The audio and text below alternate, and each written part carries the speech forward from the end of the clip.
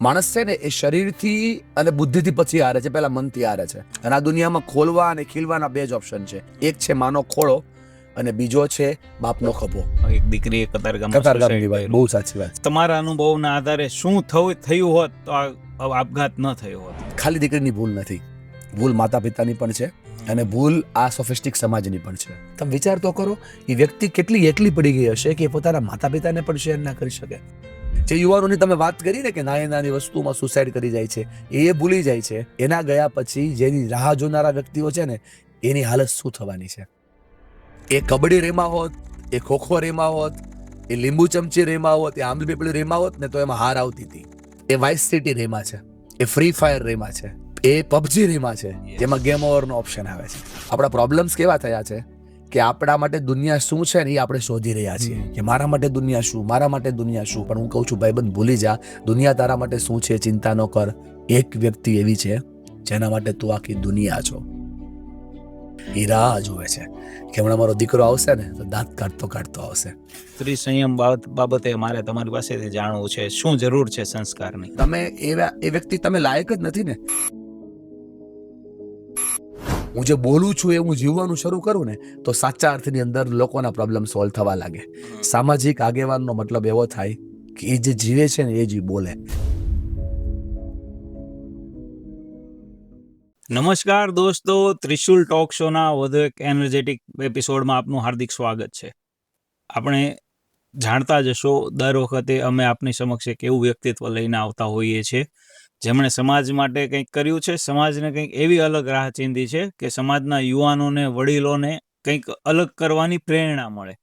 ત્યારે આજે એક એવા જ 100% આપણા ટોપિકમાં ફિટ થાય, 100 તો ને 110% ફિટ થાય એવા એક અત્યંત વાયરલ લોકમાન્ય એટલે કહીશ કેમ કે લોકોને એમની વાત ગમે છે, લોકો એમની વાતને શેર કરે છે અને તાજેતરમાં જ 10 લાખથી વધુ ફોલોઅર્સ ક્રોસ કર્યા છે, માઇલસ્ટોન પાર કર્યું છે.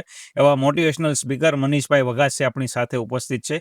મનીષભાઈ, સ્વાગત છે ત્રિશુલ ટોક શો. ધન્યવાદ વંદનભાઈ, આપનો આભાર પ્રગટ કરીશ. ત્રિશુલ ટોક શોમાં આજે વાતો કરવાનો મોકો મળે છે, આપનો આભાર પ્રગટ કરીશ. ધન્યવાદ. મનીષભાઈ, આપને વર્ષોથી ઓળખું છું, વર્ષોથી આપની વાતો સાંભળું છું. તમે શિક્ષક હતા ત્યારથી. ધન્યવાદ. અત્યારે માર્કેટમાં કોઈ કડવી વાસ્તવિકતા છે, એક વિડીયો કોઈનો વાયરલ જાય ને એટલે ભાઈ મોટિવેશનલ સ્પીકર બની જાય, પણ એનામાં કોઈને શીખવવાની કોઈ આવડત એવી હોતી નથી ને તોય મોટિવેશનલ સ્પીકર બની જાય. તમે તો સ્કૂલ કાળથી શિક્ષક તરીકે લોકોને શીખવો છો અને લોકોને મોટિવેશન આપો છો અને અહીંયાથી તમારું કેરિયર શરૂ થયું છે. મારે આ તમામ વાતો લોકો સુધી પહોંચાડવી છે કે મનીષ વઘાસિયા કેવી રીતે મનીષ વઘાસિયા બન્યા. સૌથી પહેલા તો વંદનભાઈ તમારો આભાર પ્રગટ કરીશ કે તમે આ સચમનો ટોક શો ચલાવો છો. અને સેકન્ડ વાત એ કે તમે મને મનીષ કહેશો, મનીષભાઈ કહેશો, મને બહુ ગમશે. પણ મને મોટિવેશનલ સ્પીકર કહેશો તો મને બહુ આનંદ નથી આવતો, કેમ કે હું મોટિવેશનલ સ્પીકર નથી. મારું કામ છે લોકોને ઇન્સ્પાયર કરવાનું. હું એક પ્રેરક વક્તા છું અને મને જરાય મોટિવેશનલ સ્પીકર તરીકે ઓળખાવાની ગેલચા પણ નથી, કેમ કે મારો ઇન્ટેન્શન છે લોકોના જીવનમાં બદલાવ થાય. જ્યારે હું એઝ અ વિદ્યાર્થી તરીકે કામ કરતો હતો ત્યારે હું NSSમાં વર્ક કરતો, નેશનલ સર્વિસ સ્કીમ, અને એમાં સ્વચ્છતા પર કામ કરતા, લોકોને ભણાવવા પર કામ કરતા, ડાંગના આદિવાસી વિસ્તારોમાં જઈ અને બચ્ચાઓને એજ્યુકેશન પર કામ કરતા. ત્યારે એવું દેખાતું હતું કે આપણાથી આખી દુનિયા નહીં બદલે, પણ એક વ્યક્તિની દુનિયા બદલે તો પણ આપણું અહીંયા આવવું સાર્થક છે. રોજ એ વસ્તુ ઉપર હું કામ કરતો. પરિસ્થિતિ એવી હતી કે ભણતા ભણતા કામ કરવાનું થયું એટલે ભણતા ભણતા ભણાવવાનું શરૂ કર્યું. એટલે 12મું ભણાવીને 12મું ભણાવ્યું, કેમેસ્ટ્રી સબ્જેક્ટ મારો પ્રિય સબ્જેક્ટ. પછી BSc કરતા કરતા કોલેજમાં ભણતા ભણતા કોલેજમાં ટ્યુશનમાં ભણાવવાનું શરૂ કર્યું, પેપર ચેક કર્યા. બધા પ્રોફેસરનો ગ્રેસિંગ ખૂબ સારો હતો, આશીર્વાદ ખૂબ સારા હતા, એટલે BSc કરીને BSc ભણાવ્યું, MSc કરીને MSc ભણાવ્યું. મેં કુલ લગભગ 2010 થી લઈ અને 2017 સુધી ભણાવ્યું અને એમાં બધી સ્કૂલો, કોલેજો, ઘણી બધી જગ્યાએ ભણાવ્યું. પછી સ્કૂલને મેનેજ કરી તો મને દેખાણું કે ભાઈ આપણે પોતાની વાતો જો લોકોને શીખવીએ તો લોકોના જીવનમાં બદલાવ આવે છે. એટલે એઝ અ સ્પીકર તરીકે નહીં, મને આજે એક શિક્ષક તરીકે વાતો કરવી ગમે છે. હું કાંઈ નવું નથી શીખવાડતો વંદનભાઈ, આ બધું શીખવાડેલું છે લોકોએ, હું ફરી યાદ કરાવું છું. અને મને શીખવવામાં જ મજા આવે. સ્ટીફન કોવીની પુસ્તક છે બરાબર, જિંદગી જીવવાની જડીબુટી, કેટલી પાવરફુલ પુસ્તક છે. એને શીખવવાનો પ્રયત્ન કરું છું. જે મહાનુભાવો, સંતો, મોટા મોટા વ્યક્તિઓ કહી ગયા છે એને રિપીટ કરું છું. એટલે કોઈ મોટી વાતો નથી કરતો, લોકોના દિલમાં ઉતરે, લોકોને સમજાય, લોકોને એ વાતો પર વિચારવાનું મન થાય, મનોમંથન કરવાની ઈચ્છા થાય, એવા પ્રકારની વાતો હું કરું છું. અને એટલે લોકોને ગમે છે. મને સ્પીકર કરતાં વધારે શિક્ષક થવું વધારે ગમે છે. 100% એક શિક્ષકની વાત આવે ત્યારે બહુ આપણો ઇતિહાસ જૂનો છે. મહાભારત કાળથી શિક્ષકનું હા. પેઢીને ઊભી કરવા માટે શું મહત્વ છે એ 100%. ખબર પડી જાય. તમે કીધું કે એક વ્યક્તિ શીખે તોય મને સંતોષ મળશે. 100%. કૌરવો અને પાંડવોના ગુરુ એક જ હતા, એક જ પણ હતા. પાંડવોય થયા અને કૌરવોય થયા. એકદમ સાચી વાત છે. આ વાત પરથી મારે તમારી પાસેથી વાત જાણવી છે. તમારા અનુભવોથી શું તમને જોવા મળ્યું, તમારા શ્રોતાઓમાંથી? મેં છે ને બહુ બધું ઓબ્ઝર્વેશન અત્યારે શરૂ કર્યું છે. હું પ્રોગ્રામ પૂરો થાય ને, હું કુલ ટોટલ 8 પ્રકારના પ્રોગ્રામ કરું છું. તમારા નામથી પ્રોગ્રામ કરું છું વંદન, કે જેમાં માતા પિતાનું અમે પૂજન કરીએ છીએ. અને 3 કલાકમાં વહુ બેસે છે અને દીકરી ઊભી થાય છે. એક વહુ પોતાના સસરા સાસુનું પૂજન કરે છે, અને જ્યારે પૂજન પૂરું થાય ત્યારે એને માતા પિતા મળે છે. આ વંદન પ્રોગ્રામ છે. અને એ આખો એક આધ્યાત્મિક પ્રોગ્રામ છે. સેકન્ડ હું કરું છું પરિવારો છે, જે સોશિયલ ટ્રસ્ટ હોય, NGO હોય, સમાજ હોય, પરિવારો હોય, ત્યાં એ પ્રોગ્રામ થાય છે. થર્ડ હું કરું છું કોઈ પણ સમાજને લગતા પ્રોગ્રામોની અંદર અલગ અલગ વિષયો ઉપર વાતો. ચોથું કરું છું એક દૂજે કે લીએ, કે જેમાં હસબન્ડ વાઈફના સંબંધો ઉપર વાત થાય. પાંચમું હું પેરેન્ટિંગ કરું છું. છઠ્ઠું વિદ્યાર્થી વાલીના સંબંધોને સાકાર કરવા માટે સ્પર્શ કરું છું. સાતમું વિદ્યાર્થી અને વિદ્યાર્થીઓ માટે જીવનની આગલી દિશા શું હોઈ શકે, કારકિર્દી શું હોઈ શકે, એને લગતા પ્રોગ્રામો કરું છું. અને આઠમા હું સ્ટાફ ટ્રેનિંગના પ્રોગ્રામો કરું છું. તો આ બધા જ પ્રકારના જે પ્રોગ્રામો કરું છું એનો મુખ્ય હેતુ એવો હોય છે કે 2 કલાકના પ્રોગ્રામ પછી, 2.5 કલાકના પ્રોગ્રામ પછી કોઈ એક વ્યક્તિના જીવનમાં બદલાવ થાય. આવું હું પહેલા બોલતો, કોઈ મને પૂછતું ને પોડકાસ્ટમાં 2022 તો હું બોલતો. હવે હું આ ફીલ કરું છું કે હું કોઈ જગ્યાએ જાઉં તો પ્રોગ્રામ પૂરો થાય, મારું મહેનતાણું હોય તો મને મળી જાય.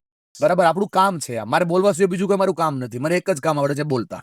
તો મારું કામ જ આ છે. મારું ઘર આનથી ચાલે છે, મારી રોજી આનથી ચાલે છે. પણ હું એના સિવાય એ શોધું છું કે મારા 2 કલાક બોલવાથી કોઈ વ્યક્તિનું જીવન બદલું કે નહીં. તમે બિલીવ નહીં કરો વંદનભાઈ, મને દરેક ફંક્શનમાં એક વ્યક્તિ આવું મળે છે. બધા માટે હું નથી કરતો, પણ કોઈ એક વ્યક્તિ એવું મળે છે કે જે હમણાં જામનગર ગયેલો, સેશનનો પ્રોગ્રામ હતો. બધા CA બનવાની તૈયારી વાળા વિદ્યાર્થીઓ ત્યાં હતા. વિચારતો હતો કે મને અહીંયા શું કામ બોલાવ્યો છે, કેમ કે હું એક ફ્રેન્ડના નાતે ગયેલો હતો. મને પૈસા પણ નહોતા મળવાના. મારો એક જૂનો ફ્રેન્ડ અને જામનગરમાં CA હતો, એણે મને કોલ કર્યો કે તારે આવવાનું છે. હું ગયેલો તો વિચારતો હતો કે મને શું કામ અહીંયા બોલાવ્યો છે, શા માટે હું અહીંયા હશું. પ્રોગ્રામ પૂરો થયો ને તો દીકરાએ મને ખીચામાંથી સુસાઇડ નોટ કાઢીને આપી, અને મને ખબર પડી કે હું આટલા માટે આવ્યો છું એમ. દરેક પ્રોગ્રામમાં મને આવા ઇન્ટેન્શન મળે છે, આવા વસ્તુઓ મળે છે. હું છે ને ભાઈજી, આ વસ્તુઓ જ્યારે બોલે ને, એ કેટલો ભરોસો રાખે મારા ઉપર, કે જે વસ્તુ કોઈને નથી કહેવાની, મેં એના ખંભા પર હાથ મૂક્યો હોય તો એ મને કહે છે. એટલે અમે આને વાયરલ નથી કરતા. જો વાયરલ કરવાનું શરૂ કરીએ તો મિલિયન્સ ઓફ વ્યૂ આવે, પણ એ વ્યક્તિ ક્યારે જિંદગી પાછો ઊભો ન થઈ શકે. સાસુ બોલે કે મારી આ ભૂલ હતી, વહુ બોલે મારી આ ભૂલ હતી, એને અમે વાયરલ નથી કરતા. બહુ ધ્યાન રાખીએ છીએ. છતાં બી કોઈ કર્યું હોય તો પછી એમની પ્રોસેસ છે. પણ આ વસ્તુનો ટ્રસ્ટ કેમ આવે છે, આ કેમ વ્યક્તિ આટલું ખોલી શકે છે, મેં જોયું. તો સામેવાળા વ્યક્તિને એવું લાગે છે કે મારા પ્રોબ્લેમનું સોલ્યુશન્સ મળશે. અંદર ભાઈ આ દુનિયા બધાને સુધરવું જ છે, યસ. પણ મોકો અને પ્લેટફોર્મ કોઈ આપતું નથી. મોકો અને પ્લેટફોર્મ આપો, માધ્યમ આપો, માહોલ આપો, એટલે વ્યક્તિને બદલવું જ છે. અને હું બહુ સ્પષ્ટપણે માનું છું ભાઈબંધ, કે આ દુનિયામાં કોઈ વ્યક્તિને સુધારી શકે નહીં, જો એને સુધરવું ન હોય તો. અને આ દુનિયાનો કોઈ પણ વ્યક્તિને સુધારી દે, જો એને સુધરવું હોય તો. ગુરુ દત્તાત્રેયજી મહારાજે 24 ગુરુઓ બનાવ્યા શીખવા માટે. સુધરવું હોય એના માટે તો બધી જ વસ્તુ ખોલી છે. હું તો ખાલી પ્લેટફોર્મ બનીને જાઉં છું, માધ્યમ. હું મનીષ વગાસિયા કોઈ વ્યક્તિના જીવનને ન બદલી શકે. જીવનને એક જ વ્યક્તિ બદલી શકે. અરીસાની સામે ઉભા રહ્યો જે વ્યક્તિ દેખાય એ આપણે પોતે છીએ. એટલે હું માહોલ ક્રિએટ કરું છું કે જેમાં લોકોને બદલવાની ઈચ્છા થાય. આ કેવું છે, એક કાળા બોર્ડ પર એક શિક્ષકે ટપ્પુ કર્યું ને વર્ગ આખાને પૂછવામાં શું દેખાય છે. બરાબર છે. દ્રષ્ટિ એવી સૃષ્ટિ. તમે બહુ સારી વાત કરી. અત્યારે તમે એક વાત કરી કે તમારી પાસે આવીને લોકો ખુલે છે, પોતાનો અંદરની જે વાતો હોય છે ઠાલવે છે. તાજેતરની એક ઘટના બની, એક દીકરીએ કતારગામમાં કતારગામની વાત, બહુ સાચી વાત છે. ફરિયાદમાં કહેવાયું છે કે 6-8 મહિનાથી કોઈ છોકરો એને હેરાન કરતો હતો અને ઘૂંટાઈને કદાચ આ દીકરી આપઘાતનું પગલું લઈ લીધું. બરાબર. આ વાતમાં તમારા અનુભવના આધારે શું થયું હોત તો આ આપઘાત ન થયો હોત? શું થયું હોત તો આપઘાત ના થયો હોત? ગ્રીષ્મકાંડ વખતે બી હું બોલતો હતો. આ વખતે આ સમયની આ સંજોગોની અંદર હું થોડાક એવા શેડ્યુલમાં પેક હતો કે આખો દિવસ મારે મારા સેમિનાર લેવાના હોય, એટલે હું આમાં વાત ન કરી શકો.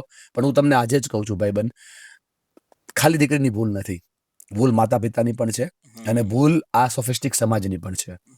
આ સમાજમાં જો શેરિંગ કેરિંગ ડેરિંગ આ 3 વસ્તુ પર કામ શરૂ થઈ જાય ને તો 50% પ્રોબ્લેમ આપોઆપ સોલ્વ થઈ જાય. માણસ છે ને એ શરીરથી અને બુદ્ધિથી પછી હારે છે, પહેલા મનથી હારે છે. એને કોઈ સાંભળવા વાળું નથી ને, એટલે ઈ સપડાઈ જાય છે, સપ્રેસ થઈ જાય છે, ડિપ્રેસ થઈ જાય છે. એને ખોલવું બહુ જરૂરી છે. અને આ દુનિયામાં ખોલવા અને ખીલવાના 2 જ ઓપ્શન છે. જો તમે ખોલશો નહીં, ખીલશો નહીં ને તો માણસ ખતમ થશે, ખલ્લાસ થશે. અને ખુલવા અને ખીલવાના 2 જ જગ્યા છે. એક છે માનો ખોળો અને બીજો છે બાપનો ખભો. આ 2 મળતા નથી ને એટલે બચ્ચાઓ પરેશાન થઈ રહ્યા છે. તમે ભાઈ બિલીવ નહીં કરો, કોલેજ કરતા યુવાનો અને યુવતીના મગજમાં કેટલા સવાલો હોય છે. કેમ કે એના હોર્મોન્સ ચેન્જ થયા છે, એને માહોલ બીજો મળ્યો છે, એ કેટલા ફોબિયામાં જીવી રહ્યા છે, એ લુકિંગ ગુડના સેશનમાં આવી ગયા છે, એને કંઈક સારું કરવું છે પણ એને ખબર નથી પણ શું કરવું છે. આજના યુવાનો પાસે દિશા નથી ને એટલે ડિસ્ટ્રેક્ટ થઈ રહ્યા છે. જો એને ટ્રેક પર લાવવા હોય તો એને ટ્રેકિંગ જ આપવું પડશે કે આ કરો આ કરો આ કરો. પણ આપણે શું કરીએ છીએ, એને દિશા નથી આપતા ને આપણે એની પાસેથી આશાઓ રાખીએ છીએ. ક્યારેય કોઈ માતા પિતા પોતાના બાળકના ખંભા પર હાથ મૂકીને ખાલી આટલો સવાલ પૂછે ને ભાઈબંધ કે તને શું થાય છે, એ બાળક કોઈ દિવસ એનાથી ડિસઅપોઇન્ટેડ નહીં થાય. બાકી બધા સવાલ પૂછશે હો, તને શું ફાવે છે, તને કેમ લાગે છે, તારા કેટલા માર્ક્સ આવશે, તારું રિઝલ્ટ શું બનશે, તારો જીવનમાં શું છે, બધું જ પૂછશે. પણ ખંભા પર હાથ મૂકીને એક સવાલ નહીં પૂછે કે તને શું થાય છે. આ સવાલ પૂછે ને તો માણસ ખુલે સાહેબ. આપણે આપણા બાળકોની વાતો, આપણા માતા પિતાની વાતો આખી દુનિયાની હારે કરીએ છીએ ને, પણ આપણે એની હારે વાત નથી કરતા. અને એની હારે વાત નથી કરતા ને એટલે એ દિશાઓમાં અલગ અલગ લોકોને ઢૂંઢે છે. આપણે નાના હતા ને ભાઈબંધ તો આપણા કપડાં ખરાબ થઈ જતા. આપણા કપડાં ખરાબ થાય ને એટલે આપણે મા પાસે જતા, તો મા આપણને કપડાં બદલી આપતી. હવે આપણે મોટા થઈ ગયા છીએ, હવે આપણા કપડાં ખરાબ નહીં થાય, હવે આપણા મન ખરાબ થાય. અને મન ખરાબ થાય ને તો સૌથી પેલા મા પાસે જ જવાય. કેમ કે આખી દુનિયા છે ને ફાયદો ઉઠાવશે, માં એક જ એવી છે રસ્તો બતાવશે. દુનિયા તો પછીથી આવશે, 2 નંબર ઉપર દુનિયા આવશે. દુનિયામાં સૌથી મોટો કોઈ મેન્ટર હોય ને તો એ બાપ છે, અને સૌથી મોટી કોઈ કેરટેકર હોય ને તો એ માં છે. એના સિવાય તમારો ઉદ્ધાર કોઈ નહીં કરી શકે. પણ તકલીફ એ પડી છે કે આ માતા પિતા રૂપિયાની પાછળ ભાગે છે, સંબંધોની પાછળ ભાગે છે, સમાજની ગેલચાઓની પાછળ ભાગે છે, અને જન્મ આપેલા બચ્ચાઓ 20 વર્ષ થઈ જાય ને તો એને ઓળખી નથી શકતા. એટલા માટે પ્રશ્નો થઈ રહ્યા છે. માણસ ખુલે ક્યારે નહીં તમને ખબર? જ્યારે ભરોસો તૂટી જાય ને ત્યારે. તમે વિચાર તો કરો, એ વ્યક્તિ કેટલી એકલી પડી ગઈ હશે કે પોતાના માતા પિતાને પણ શેર ના કરી શકે. એનો કેટલો ભરોસો તૂટ્યો હશે.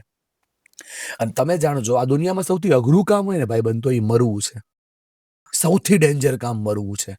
કેટલી હિંમત ભેગી કરવી પડે માણસને મરવા માટે. તમને ગરમ ખાલી એક સોય અડી જાય ને તો તમારો સુસવાટા બોલી જાય. તમને 4-4 કલાક સુધી એ સોય યાદ રહે. તો માણસ સુસાઇડ કરતો હશે, કેટલું બળ ભેગું કરતો હશે, અથવા એને કેટલા રસ્તાઓ બંધ કર્યા હશે કે એના એક જ રસ્તો દેખાતો હશે. મરવા કરતા વધારે છે ને જીવવું સહેલું છે. અને જીવવા માટે કોઈનો સાથ મળે, શેરિંગ મળે, કેરિંગ મળે, ડેરિંગ મળે, દુનિયા આપોઆપ બદલવા લાગે. આપણો સમાજ છે ને માઇક આંગલો થઈ ગયો છે. એ ડેરિંગ કરતો બંધ થઈ ગયો છે. પેલા છે ને કોઈ પાદરના નાખે કોઈ છોકરાના હાથમાં સિગરેટ હોય ને તો ન ઓળખતો વ્યક્તિ પણ પૂછતો, હોય કોનો છોકરો છો? અને આજ કોઈને પૂછતું નથી સાહેબ. આ પતિ પત્નીના ઝઘડાઓ, કુટુંબના ઝઘડાઓ, ઘરના ઝઘડાઓ હાલે છે ને એમાં ઘરના મોભીને ડેરિંગ કરવાનું છે. આપણી ઈચ્છા એવી હોય અંદનભાઈ કે હું મારા માતા પિતાની જેટલી કદર કરું છું ને એટલી મારી પત્ની કરવી જોઈએ. નહીં કરે, કેમ કે તું ડેરિંગ નો માણસ નથી. તું ડેરિંગ કર. પત્ની સાંભળતી હોય એમ તું તારા સસરાને ફોન કર, સાળાને ફોન કર ને કે તમારા ઘરની લક્ષ્મી આજથી અમારા ઘરની ગૃહલક્ષ્મી છે. 10 વર્ષથી અમારા ઘરે આવીને અમારા માતા પિતાની સંપૂર્ણ કાળજી રાખે છે, અમારા બાળકોની ઇજ્જત કરે છે. અમારું મકાન હતું પછી ઘર બન્યું છે ને, ઘર સ્વર્ગ બન્યું છે. અમે તમારો આભાર માનીએ છીએ સસરા સાસુ, તમારો આભાર માનીએ છીએ તમારા ઘરની લક્ષ્મી તમે અમારા ઘરે મોકલી. અમારી બેન સાંભળતી હોય ભાઈને બોલવાનું 3 અઠવાડિયાની અંદર ઈ જ દીકરી, ઈ જ બેન તમારા માતા પિતાની ઇજ્જત કરવા લાગે. અને ડેરિંગ કહેવાય. આ તો થતું નથી સાહેબ. આપણે બોલીએ છીએ આપણા ઘરની સ્ત્રી, પણ આપણા ઘરની સ્વીકારતા તો છીએ નહીં. પ્રોબ્લેમ ત્યાંથી સ્ટાર્ટ થાય, પરિવાર ઝઘડાથી સ્ટાર્ટ થાય. સેકન્ડ, જ્યારે આપણે નિર્ણય લેવાનો થાય, આપણે બોલીએ કે ઘરનો મોભી હું, ડિસિઝન આપણું ચાલવું જોઈએ. નિર્ણય લેવાનો થાય ને ત્યારે આપણે એક તરફી નિર્ણય લઈએ છીએ. ત્રાજવું રાખવું પડે. ભૂલ સાસુની હોય, મતલબ કે ભૂલ મારી માની હોય કે ભૂલ મારી પત્નીની હોય, ડિસિઝન તો સરખું જ આવવું પડે. તો ડેરિંગ છે. કેરિંગ, 5 રૂપિયાની ચોકલેટ કોઈને આપો ને તો થેન્ક યુ કહે છે, જન્મ પણ થેન્ક યુ નથી કહેતા. અને શેરિંગ, માણસ તો ખુલવા માટેની જગ્યા જ નથી એટલે તો ખતમ થઈ જાય છે. ખુલવાની જગ્યા મળી જાય તો ખાલી થઈ જાય. ઘણી લવ સ્ટોરીઓમાં અત્યારે પગલાઓ લેવાય છે. ગઈકાલની જે ઘટના છે, સૌરાષ્ટ્રની કદાચ ઘટના છે, 25 વર્ષીય એક બેંકમાં જોબ કરતી યુવતીને 28 લાખનું દેવું થઈ ગયું અને સુસાઇડ નોટ લખીને આપઘાત કરી લીધો. આના ઉપાયો શું? અત્યારે યુવાનો મંદીનો સમય છે, જીરવી નથી શકતા, દેવું ખોટી રીતે કરી નાખે છે, એના રસ્તા શું? જો ભાઈબંધ, એક બહુ પ્રેક્ટિકલ વાત હું જિંદગીમાં શીખો છું. શોર્ટ ટર્મ ગેઇન કરશો ને તો લોંગ ટર્મ પેન આવશે, અને શોર્ટ ટર્મ પેન લેશો ને તો લોંગ ટર્મ ગેઇન આવશે.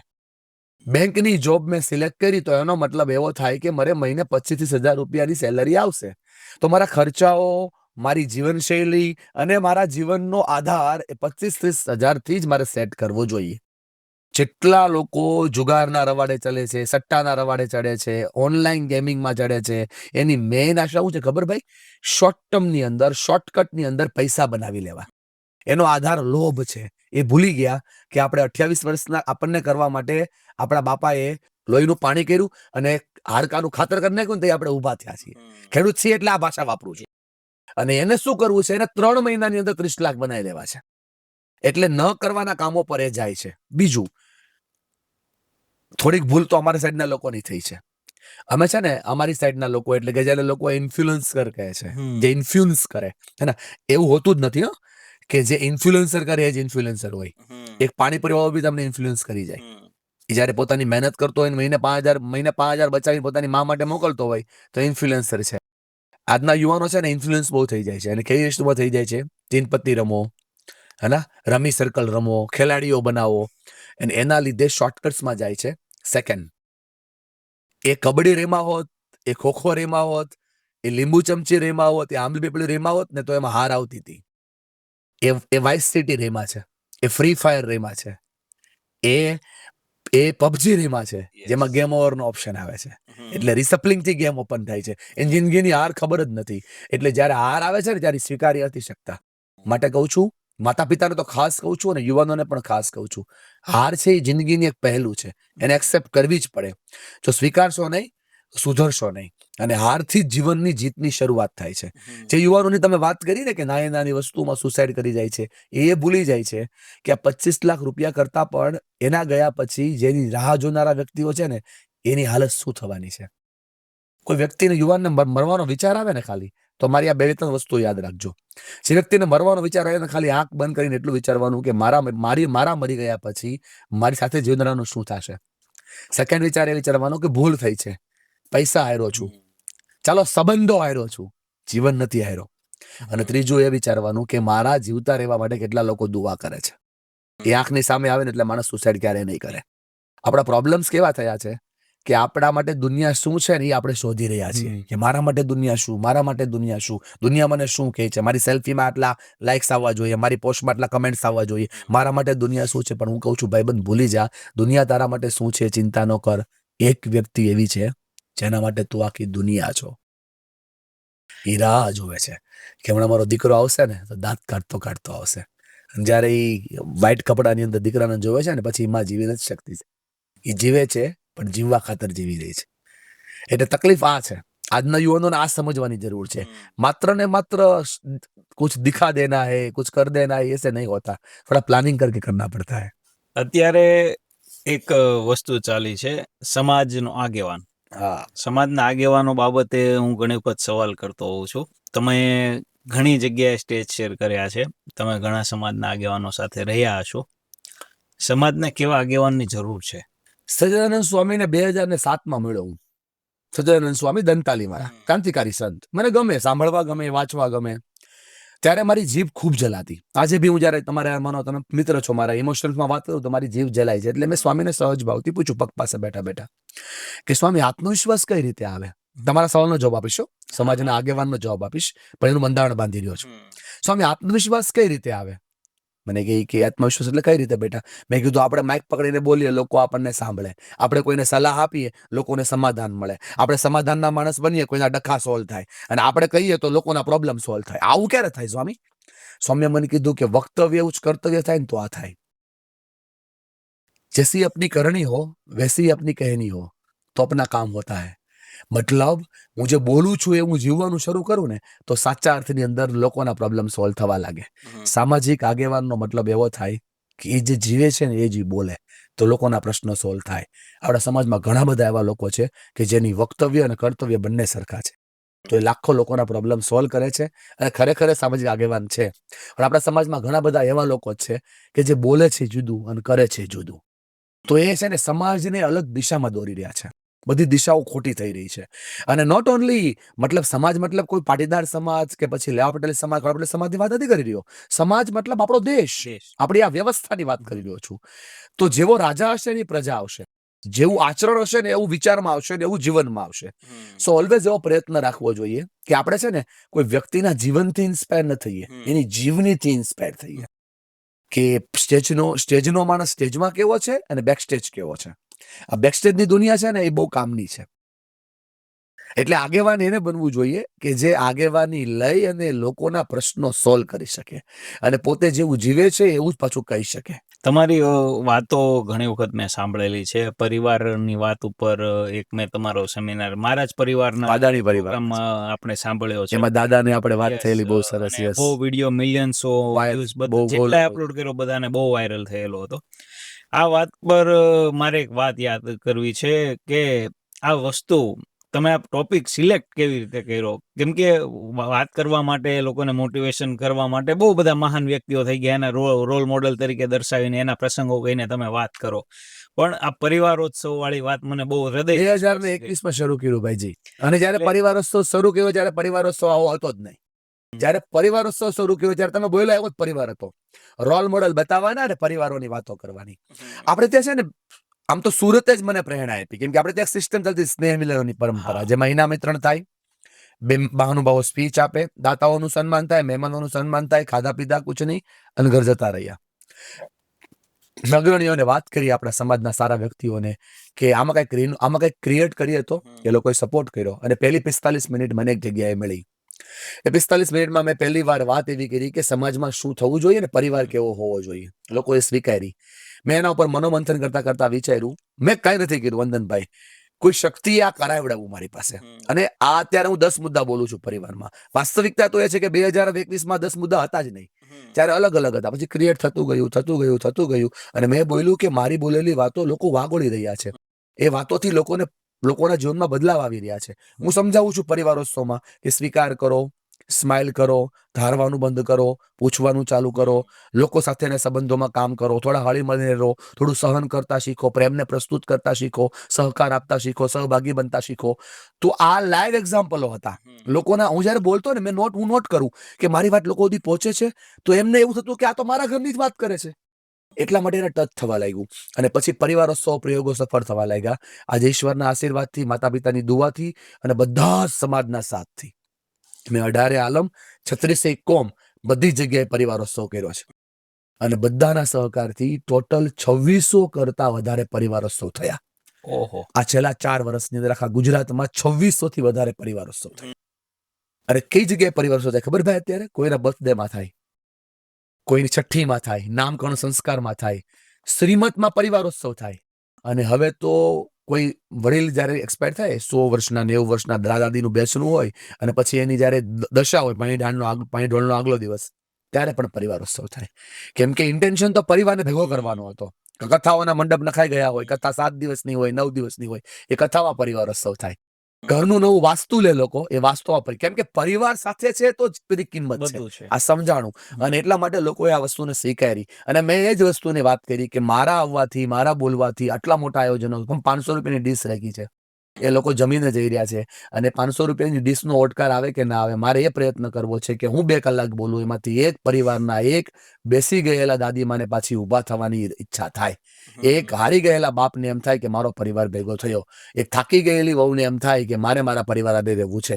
આપણું કામ સાકાર નહીં. પરિવારની વાત પરથી એક સંલગ્ન એક મુદ્દો મને અત્યારે યાદ કરવો છે તમારી સાથે ખાસ. અત્યારે સમાજમાં એક દૂષણ ચાલી રહ્યું છે, પૈસાની તંગી હોય એટલે ઊંચા વ્યાજ ઉઠાવવાળા પાસેથી પૈસા લેવા, પછી ભાઈ સુસાઇડ કરી લે કે ખોટું પગલું લઈ લે, એટલે પછી સમાજ જ વાત કરે આને શું જરૂર હતી, એનો ભાઈ આમ તો હતો, એની પાસેથી માંગવા હતા ને. પણ વાસ્તવિકતા એ હોય છે કે ભાઈ અથવા એ વાત કરવા વાળો વ્યક્તિ એને મદદ નથી કરતો હોતો. બેસણામાં જઈએ ને, આવી ઘટનાના બેસણામાં જઈએ ને, હું શાંતિથી જોતો હોય ભાઈ. આમ તો આપણી બેસણામાં જઈએ છીએ આપણે લોકોને બતાવવા જઈએ સમજાતું નથી. આ તો અગલો ટોપિક છે, એના પર વાત નહીં કરીએ. પણ હું તમને કહું, 10 લાખમાં મરી ગયો, મને કીધું હોત ને તો હું આપી દેત. એને તો ઘણું કેવું હતું ભાઈબંધ, તમે એને ખોલ્યો જ નહીં, તમે એને ખોલવા જ દીધો નહીં. એ ખુલ્યો હોત તો 10 લાખનો પ્રોબ્લેમ નહોતો એને પ્રોબ્લેમ એ હતો કે એની સાથે નથી. તમે જોજો, માણસ પૈસા માટે ખાલી મરતો જ નથી ભાઈ, એને દુઃખ ઈ થાય છે કે મારા જ મારી સાથે નથી, અથવા તો મારા સંબંધો એવા કે હું ત્યાં જઈને વાત કરી શકું. મને બહુ સારા એક સંત વિભૂતિ ગિરનારમાં બેઠા હતા. હમણાં હું દર વખતે શિવરાત્રીએ જાઉં અને આમ આ બધી વાતો કરું તો કોઈ એક વડીલ સંતે એમને પરિચય કરાવ્યો. એ તો ખાલી સાધુ, એ તો સમાજમાં ક્યાં આવતા નથી. એને પરિચય કરાવો કે આ ભાઈ આવું કામ કરે છે એમ. એટલે પરિચય કરાવ્યો તો મેં પ્રણામ કર્યા. મારા ખંભા ઉપર હાથ મૂકીને એને મને એવું કીધું કે લોહી જેનું એક હોય એને તારે સમજાવવું પડે કે ભેગા કેમ રેવાય. તો જેનું લોહી એક નહોતું ને એને કાનુડાએ ભેગા કર્યા હતા. તો બાપા શું કહેવા માંગો છો? મને કે પરિસ્થિતિ, સમય ને સંજોગ માણસના મગજ અને વિચારને બગાડે છે. તું એ વ્યક્તિને એવું સમજાયું કે સ્થિતિ કોઈ પણ આવે છેલ્લે હાથે તો આજ રહેવાના. તમે કીધું ને મારા 10 લાખ ફોલોવર છે ભાઈબંધ, મને તાવ આવે ને તમારો ભાઈ જ મને દવાખાને લઈને જાય. મને પગ દુખતા હોય તો મારી બૈરી જ મારા પગ દાબે. તમારી વાત ને મારી પત્ની છે, મારા પગ કોઈ નો દાબે. અને મારા ઘરે પ્રસંગ આવે ને તો પેલા મારા કાકાનો દીકરો જ મારી બાજુમાં ઉભો રહે. આ નાની માનસિકતા આપણે ભૂલી ગયા છીએ, એટલે આપણે મોટા માણસ થવા લાગ્યા છીએ. આપણે છે ને લીમડાની કડવાશ ભૂલી ગયા. લીમડાઓ કપાવા લાગ્યા ને, લીમડો ક્યાં કડવાશ ને નાખવી ક્યાં, એટલે માણસના મગજમાં ઘૂસી ગઈ. હવે લીમડો ગળો થઈ ગયો, મીઠો થઈ ગયો, માણા કડવો થઈ ગયો. આ થોડું અઘરું છે પણ આ સમજવા જેવું છે. આ બહુ પ્રેક્ટિકલ વાત છે કે બધી વસ્તુ, બધા પ્રાણીઓ, બધી કુદરતે આપેલી વસ્તુઓ મરે ને પછી ગંધાય. માણસ જીવતો ગંધાય. બોલો, નાની નાની વાતોમાં ગંધાઈ જાય. એમાંથી સુવાસ લેવાની જરૂર છે. Yes my dear friend. સુગંધ શબ્દ બહુ અઘરો છે, ગંધાય બહુ જૂનો શબ્દ છે. પણ તમે જોવો, તમને એમ થાય કે આ મારી યાર માસીનો દીકરો કેમ બોલતો બંધ થઈ ગયો, પછી તમને સમજાય કે અચ્છા અને આ વાત તો ખોટું લાગી ગયું છે. આ કેમ ફઈને મનાવવા પડ્યા, ફુવાને કેમ આવું કેવું પડ્યું. પણ તમને સમજાશે ક્યારે ખબર? જ્યારે ગંધાવા લાગશે એટલે એની બોડી લેંગ્વેજ ચેન્જ થઈ જશે, એની વાણી વર્તન ચેન્જ થઈ જશે, એનો વ્યવહાર ચેન્જ થઈ જશે, એને માઇન્ડસેટ ચેન્જ થઈ જશે. એ તમારી સારી વાતો બીજાને ખરાબ કરીને કહેવા લાગશે. 2 પ્રકારના શુભચિંતકો છે આપણા પરિવારમાં, આપણા સમાજમાં, આપણી આજુબાજુમાં. આના પર થોડું કામ કરવાની જરૂર છે. એક શુભચિંતક એવા કે આપણું શુભ થાય એટલે કે વાહ ફલાણા ભાઈનો દીકરો વંદન કેવું સરસ કામ કરે, ફલાણા ભાઈનો દીકરો મનીષ વાહ વાહ બહુ સરસ, શુભચિંતક. બીજા એવા અચ્છા આ એનું શુભ થયું કેમ એનું ચિંતન કરે. આનું શુભ થયું કેમ એનું ચિંતન કરે. તમને ખબર, એ કોઈ જ્ઞાત નથી. દુર્યોધન અહીંયા છે, કઈ અહીંયા છે, મંથરા અહીંયા છે, એ બધા અહીંયા જ છે. બધા અહીંયા છે. એ વિચારોના રૂપમાં અહીંયા છે. એટલે એ કોઈનું ભળવા નો દે ને એ મંથરા, 2 લોકોને હારે જીવવા નો દે ને એ કઈ અને 2 ભાઈઓના સારા પ્રસંગોની અંદર ડખો કરાવે એ દુર્યોધન. અત્યારે હાલમાં મહાભારત મોજૂદ છે. મહાભારત પેલા ચોપડામાં હતો, ખોપડામાં છે. 100%. યસ, બહુ અઘરું થઈ ગયું. પેલા છે ને ચોપડામાં તો ત્યાં પ્રોબ્લેમ નતો, ખોપડામાં ઘૂસ્યું છે. ઘરે ઘરે મહાભારત છે. મહાભારતની વાત પર યાદ આવ્યું, એ વખતે પાંડવોને મળ્યા હતા કૃષ્ણ. કૃષ્ણ મતલબ કે ભગવદ્ ગીતા. હા. ભગવદ્ ગીતાની વાત ઘણી વખત તમે કરતા હો છો. પરિવારના ઘર કંકાસો હોય છે, ગીતા માટે કહેવાય છે. એનું પાનું ખોલો ને એ પેજ ઉપર સમાધાન મળે, સમસ્યાનું સમાધાન મળે. ગીતા પરની મારે તમારી વાત જાણવી છે. આ તમારી વાતોમાં ગીતાનું કેટલું મહત્વ? હું બહુ સામાન્ય વ્યક્તિ કહેવાઉં. હું ગીતાના અધ્યયન કરીને ગીતાની વાતો ન કરી શકું. કેમ કે 45 મિનિટમાં હારી ગયેલા, થાકી ગયેલા, મૂંઝાઈ ગયેલા યશસ્વી પુરુષને એક શ્રેષ્ઠ પુરુષે જીવન જીવવાનો રસ્તો બતાવ્યો. એને ભગવદ્ ગીતા આપણે કહીએ છીએ. એ થાકેલો માણસ નતો, એ જીતેલો માણસ હતો. અર્જુન એટલે તમે શું સમજો છો? અર્જુન એટલે શ્રેષ્ઠ તત્વ. અને આપણે આપણી જાતને અર્જુન તરીકે સ્વીકારી, કૃષ્ણ તરીકે આપણે કોઈ મેન્ટરશિપ લઈએ, એ આપણું હજુ કામ નથી. અને જો ગીતા કીધી ક્યાં રણમાં, મતલબ એક વાત તો ચોક્કસ છે, હારા વયે જો લડા નહીં. એટલે લડવાનું જરૂર છે, પણ સૌથી પહેલા સ્વયં સાથે એ ગીતા શીખવાડે છે. ગીતા છે ને એ સંવાદ છે, એ ખાલી વાત નથી. ગીતા સંવાદ છે, સમર્પણ છે, સહયોગ છે, સહકાર છે. અર્જુનને પહેલા તો ભગવાને સવાલો પૂછવા જ દીધા કે પૂછા કર. એમ પરિવારને એક રાખવો હોય ને તો લોકોને પૂછવા દેવાનું, લોકોને ચૂપ નહીં કરાવવાના. વધારે પડતા પરિવાર ખાલી ચૂપ કરાવવાથી બંધ થઈ જાય છે. તમે એમ કહો ને નહીં બોલવાનું કોઈને સામે, એટલે સ્પ્રિંગ દબાણી અને પછી એ સ્પ્રિંગ છટકે ને ત્યારે પરિવાર તૂટે. ભગવાને એવું નહીં કર્યું. અને છેલ્લે અર્જુન બોલે કરિષ્યોત્તમ વચન હતો 18મા અધ્યાયમાં કે ભગવાન હવે તમે કયો એ બરાબર છે. તો તમે જયારે લીડર છો, જ્યારે તમારે કૃષ્ણની જેમ વિરસવું પડે. ગીતા બહુ સ્વધાને શીખવા છે. કૃષ્ણના મેદાનમાં ભીમ અને દુર્યોધન વચ્ચે વાત થઈ.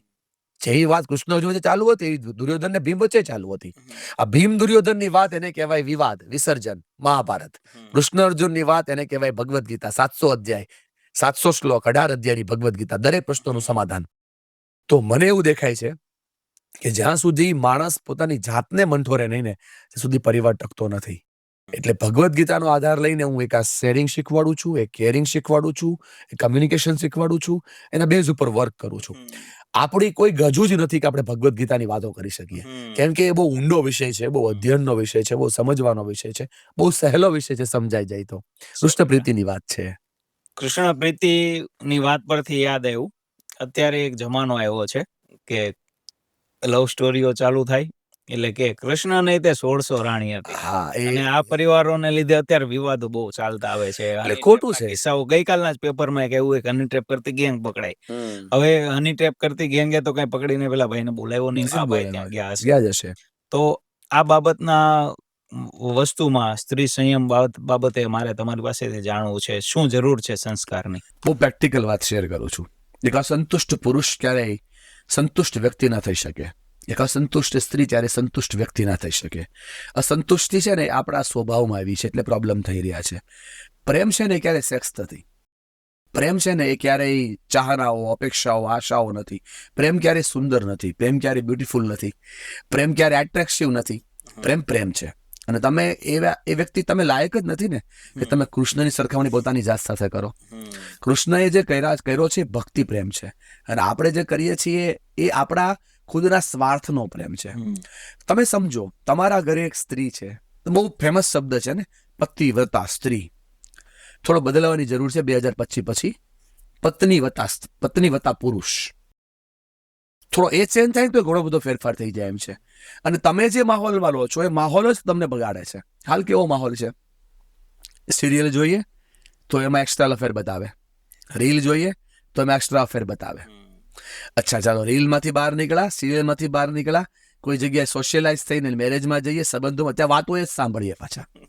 એટલે માણસને છે ને ફોબિયા ફીલ થવા લાગે કે આ બધા તો આટલા આગળ વધી ગયા, હું તો પાછળ નથી રહી ગઈ ને ક્યાંય. એટલે આ બધી વસ્તુઓ શરૂ થાય. ખાસ એક વસ્તુ સમજવા જેવી છે. એક દૂજે કિંમત હું સમજાવું છું, આ હસબન્ડ વાઇફ રિલેશનમાં હું સમજાવું છું. તમને એકબીજાને ગમતા નહોતા તો તમે લગ્ન જ ન કર્યા હોત. તમે ગમતા હતા એટલે ભેગા થયા. હવે તમને પરિસ્થિતિઓ ગમવાની ના પાડે છે ને, તો એ પરિસ્થિતિઓ બદલાવો, વ્યક્તિઓનો બદલાવો. સોલ્યુશન ત્યાં છે. 100% વસ્તુમાં તમે તમારી ચોઈસ થી જ બધું કરેલું છે. તમારા ચોઈસ થી. તમે 200 લોકો ઢોલ વગાડતા ગયા હતા, નગરા વગાડતા ફટાકડા ફોડ્યા હતા, કંકોત્રી છપાવી હતી, યાર તમે લગ્ન કર્યા છે. અને સામે બેણે તે કન્યાદાન થયું છે એનું. એને મસ્ત રીતે તૈયાર થયા હતા, દુલ્હન બન્યા હતા, ગ્રૂમ બન્યા હતા, અને પાવરફુલ રીતે લોકોના ફટાકડા તો ઠીક છે, લોકોએ તાળીઓ એટલે તમારા લગ્નમાં પાડી હતી. અને હવે તમે એવું કરો છો કે લોકો તમારા કામથી લોકો નીચે જોવું પડે. અથવા જે તાળીઓ શાબાશીની હતી એ તાળીઓ તમારા શાબાશના બદલે તમારા જ પરિવારને હેરાન કરે એવી થાય. ન થવું જોઈએ. થોડી સેફટી, સિક્યુરિટી કરતાં પણ વધારે જરૂરી છે થોડું ઇમોશન્સને કંટ્રોલ કરવા, લાગણીઓને કંટ્રોલ કરવી. મનીષભાઈ, તમે આજે જોડાયા, તમારી આ વાતો 10 ટોપિક લઈને બેસીએ તો લગભગ 20, 40, 50, 100 કલાક થઈ જાય તો આ વાત પતશે નહીં, કેમ કે સમાજના સમસ્યાના મુદ્દા પણ એટલા છે. તમે અમારી સાથે જોડાયા એ પહેલા દર્શકોને ખાસ વાત કરી દેવી છે. મનીષભાઈનું જે પ્લેટફોર્મ છે એની પર અત્યારે જે વાત કરીને એની કરતાં અનેક ગણી મોટી વાતો, લાંબી વાતો, તમારા જે ઘરના મુદ્દાઓ છે, તમારા પર્સનલ મુદ્દાઓ છે, તમામના સોલ્યુશન્સ એમના પ્લેટફોર્મ પર અવેલેબલ છે. એમને ખાસ ફોલો કરજો. અને મનીષભાઈ, તમે અમારી સાથે જોડાયા એના માટે ખૂબ ખૂબ આભાર. તમારા શેડ્યુલમાંથી સમય આપ્યો એનો પણ ખૂબ ખૂબ આભાર. Thank you so much. Thank you.